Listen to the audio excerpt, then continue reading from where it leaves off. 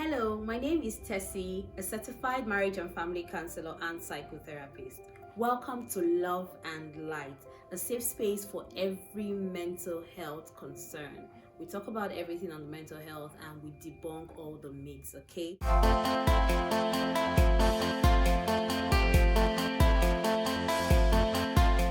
Today we are going to be talking more on counseling and therapy, what they really are, what is counseling and what is therapy. Also, the different areas that counseling covers in terms of practice. I'll start with saying that as a marriage and family counselor, I've been asked several times, do you do other types of counseling? Do you, help other people aside from those who are married and who are, in the family? What about single people? What about people going through several issues? So I'm going to help you by answering that question in the simplest way possible. Last episode, we talked about who a counselor is and a therapist, so I'll go over that again. A counselor is a professional who is skilled at helping you go through life challenges in terms of your mental health. They are able to help you navigate the issues you're having in any area of your life, basically keeping your mental health stable and healthy enough, right? Like healthy mind. Okay, that's what a counselor does. They guide you and they help you through that process with professional things like theories and practices that have been tested. It is not, counseling does not involve a personal view, okay? Personal views do not count when it comes to counseling. There are specific practices, interventions, and all of that the counselor puts together to be able to help you navigate those issues. So just like a doctor who you come to with your issues and he says, oh, this is what you're having, this is what you're having.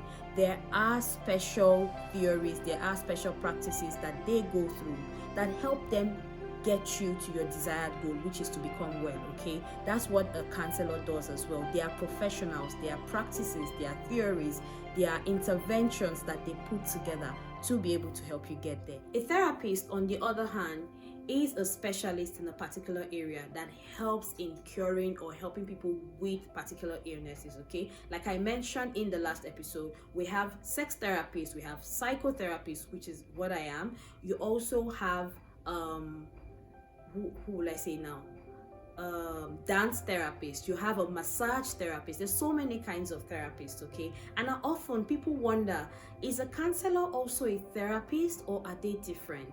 Now, over time, in the last, how long? Over a century or something that counseling has been in existence, people have interchangeably used the word counselor and therapist. So I'm a marriage and family counselor. I'm also a marriage and family therapist because we do the same things, okay? It's just that the way you may call a speech therapist, for example, you cannot say a speech counselor. Do you understand it? You can't say a speech counselor. You can only say a speech therapist. You can't say a dance counselor, but you can say a dance therapist because a therapist is a specialist. Now, I'm a marriage and family counselor, which means I'm also a specialist in the area of marriage and family. Do you get it now? So they mean the same thing, but basically depends on the context in which you're using them. However, a psychotherapist is someone who deals with your mind, like I mentioned in the last episode. And so when you hear the word psychotherapist, it's like saying a GP, like a general practitioner, someone who works in a hospital and is able to help you navigate your bodily illnesses, right? But we also have specialists in the field of medicine. We have specialists like dentists, we have optometrists, we have surgeons, we have gynecologists, and so many other special areas, all right? So the same applies when it comes to the mental health space.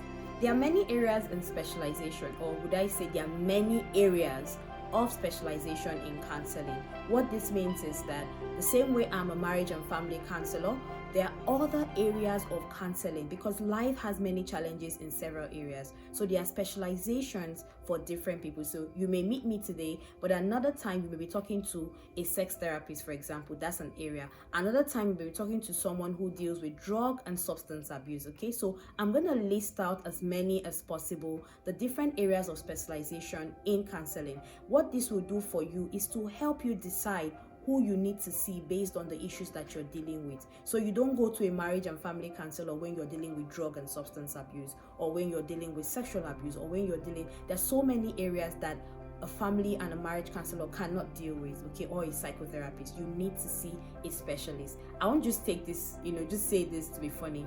So I want you to imagine someone who has a toothache, for example, and he or she takes this toothache and goes to a sister of hers or someone they know that is a surgeon or is a gynecologist, for example. A gynecologist basically deals with reproductive system, women, and all of that. If they take the tooth to them, what do you think the gynae is going to tell them? This is not my field. Not that they don't have an idea of what's going on, but it's not their field, so they are not equipped to help you. However, if you go to a dentist, you can get proper treatment and proper help because he or she is equipped and skilled enough to help you in that area. I just wanted to bring that into perspective so you understand why I want to share with you the list of specializations we have in counseling, and there are many more coming up every day because life challenges, they never end. Okay, so here's the list. So here are the different areas of specialization in counseling. We have the area of abuse, we have ADHD, which is the attention deficit hyperactivity disorder. We have addictions, we have adoption, we have for AIDS and HIV, we have anger management, anxiety, Asperger's syndrome, autism, bereavement, bullying, cancer, career counseling, okay? Child-related issues like child and adolescent counseling is also an area. We have phobias, we have pregnancy-related issues, we have post-traumatic stress disorder, PTSD, as a lot of people may say. We have relationships, self-esteem, sex-related issues, sexual abuse, okay? Sexual identity and sexuality.